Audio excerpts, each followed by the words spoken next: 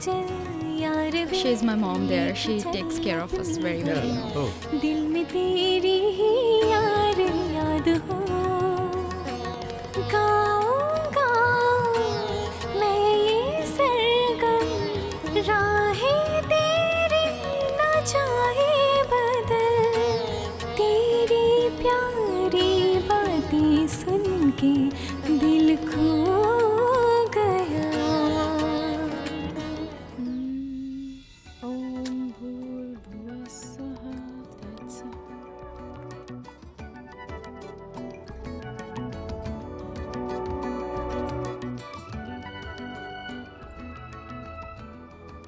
What is your name? Hasina. Hasina. Which part of India are you from? Bangladesh.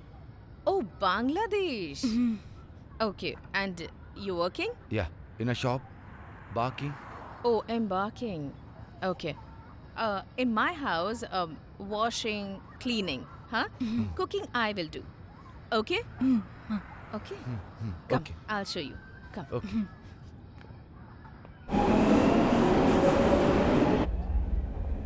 अच्छा, तुमने माँ की दवा बाहर रख दी थी ना? आज माँ को बहुत खांसी हो रही थी। घर से निकलते समय उन्हें दवा दे के आई। पिछले 38 सालों से वो इसी तरह से जी रही है। जब से पिताजी की मौत हुई है तभी से। मैं बहुत छोटा था तब से देख रहा हूँ मैं। देर रात माँ किचन में काम करती थी और शाम होते ही पशुओं के लिए काम करती थी। माँ कभी थकती नहीं थी। हमेशा वो किसी न किसी काम में लगी ही रहती थी। एक बात बताओ, माँ का ध्यान क्या बड़ा बेटा ही रखता है? माँ के प्रति प्यार बड़े बेटी की ही जिम्मेदारी है। देखो ना, कितने सालों से वो हमारे साथ ही रह रही हैं। हर हफ्ते जिमी आता है और साथ में ले जाने के लिए कहता है।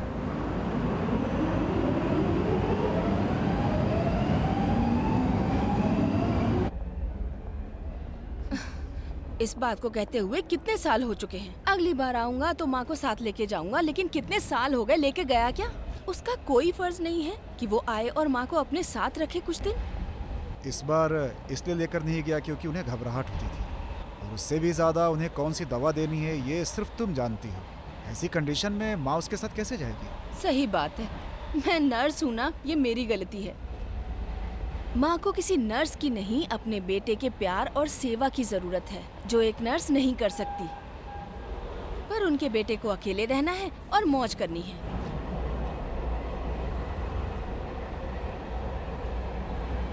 सारी जिम्मेदारी तो बड़े बेटे की है, क्योंकि उसकी तो कोई पर्सनल लाइफ है ही नहीं। तुम्हारे शब्द इस समय बिल्कुल तीर की तरह चुभ रहे हैं।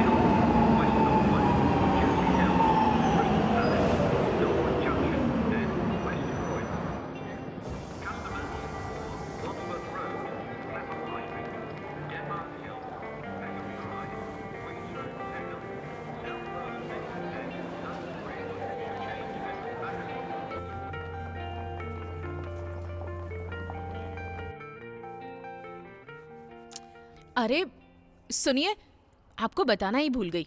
एक लड़की थी जो इंडियन लगती थी, दिखने में भी सीधी सादी लग रही थी। जब रोड के किनारे मैंने उसे एक निग्रो से बात करते देखा तो अपनी नजरें छुपा ली उसने। क्यों जी, आप सुन रहे हैं ना मैं क्या कह रही हूँ? लुक सरसू, मैं तुमसे कितनी बार कह चुका हूँ कि नीग्रो शब्द का इस्तेमाल मत किया करो। अरे, मैं अपने बेडरूम में भी नहीं बोल सकती क्या? हाँ, आज तो तुम बेडरूम में बोल रही हो, कल पब्लिक तक ये बात पहुंचेगी तो? सरसू, अभी तुम जिस तरह की बातें कर रही हो ऐसा लगता है जैसे कोई गंवार बात कर रहा हो। हाँ, मैं पढ़ी लिखी औरत हूँ, इसलिए उस लड़की की गलती पकड़ ली मैंने। और उसे मेरी तरफ देखकर ऐसे हिचकिचाने की क्या जरूरत थी? अगर उसकी जगह हमारी दीपू होती ना, तो उसकी टांगे तोड़कर उसे घर पर बैठा देती। अच्छा चलो जाने दो, ये सारी बातें सोचकर मैं टेंशन क्यों लूं? जब बेटी जवान होगी तब देखा जाएगा। सरसू, खाली दिमाग शैतान का घर होता है, ये बात मैं तुम्हें कितनी बार कह चुका हूँ। और मुझे कहे हुए कितने दिन हो गए हैं? तुम सीए कोर्स की डिटेल्स पता लगाओ। मैं किसी भी हालत में यहाँ नौकरी नहीं करूंगी। और सुनिए, आपको और आपके बच्चों को जो करना है कीजिए, पर मुझे यहाँ नहीं रहना।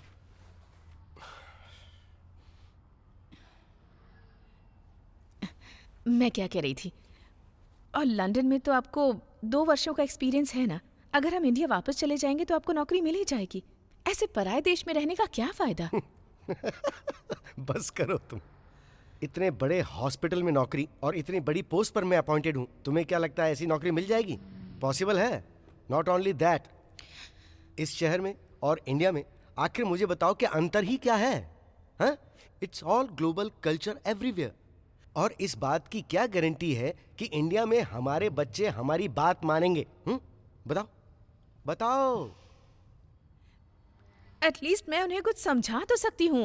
Look, Sarsu, I'm not in a mood for an argument. I have to finish this work by tonight.